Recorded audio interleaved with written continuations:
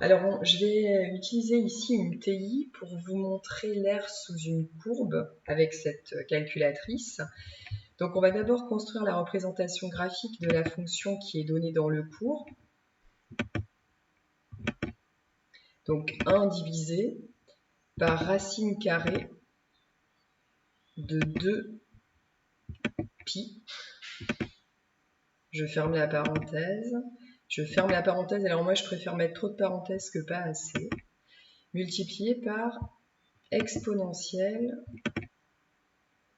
de moins x carré divisé par 2. Alors je rappelle que vous êtes peu nombreux à avoir des TI et donc j'avais pas l'émulateur en classe pour vous le montrer, pour vous montrer en tout cas ce type de manipulation. Là je m'en suis procuré un. Pendant le confinement, ils sont rendus gratuits. Et donc, pour régler la fenêtre sur cette calculatrice, moi j'ai la TI 83, c'est ici.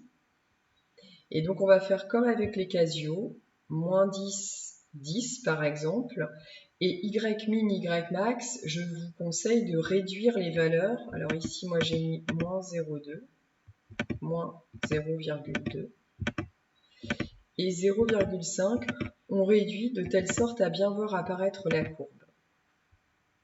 Une fois qu'on a fait ça, on demande de tracer en allant dans graphe. Alors vous allez voir que c'est un peu long sur l'émulateur. Donc ici, vous obtenez la représentation graphique, votre courbe en cloche. Puis ensuite, ce que l'on peut faire, c'est calculer l'air sous la courbe graphiquement.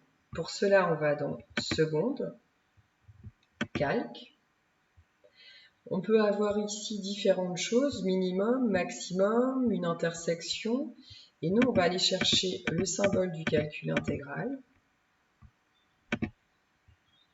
Comme pour la Casio, ça se met automatiquement à 0. Alors, lower limit, c'est en fait la limite la plus basse. Le mot lower, vous allez voir quand on en a besoin dans le chapitre, ça correspond à la plus petite valeur. Donc, ce serait notre borne, ce serait le petit a dans l'intégrale, la borne qui est en bas. Donc là, on me pose une question, on me met un point d'interrogation, donc j'appuie sur Entrée pour dire que je valide cette valeur minimale.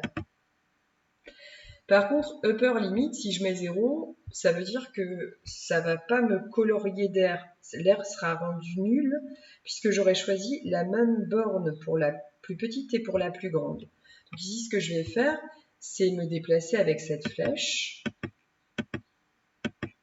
Là, vous voyez un premier point qui reste fixe sur la limite lower.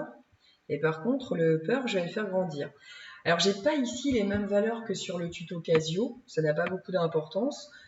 Donc, ça veut dire que ça ne va pas correspondre exactement à ce qui est écrit dans le cours. Parce que moi, j'avais fait à partir d'un tuto Casio, c'était 1,11.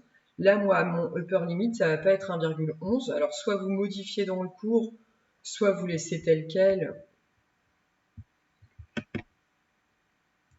Et ici, donc, je valide cette valeur qui était 1,06 pour le upper, et ça me donne une R qui vaut environ 0,35.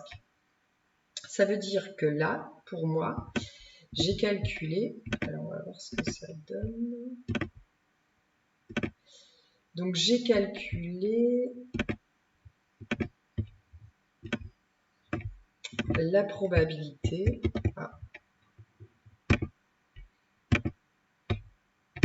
Ah non, bon, tant pis. J'ai calculé la probabilité que x soit compris entre 0 et 1,06 de mémoire. Et j'ai trouvé environ 0,35.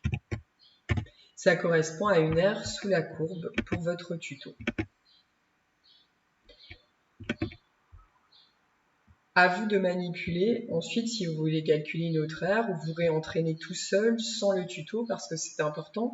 Sur ce chapitre, vous allez beaucoup utiliser votre calculatrice. Au revoir!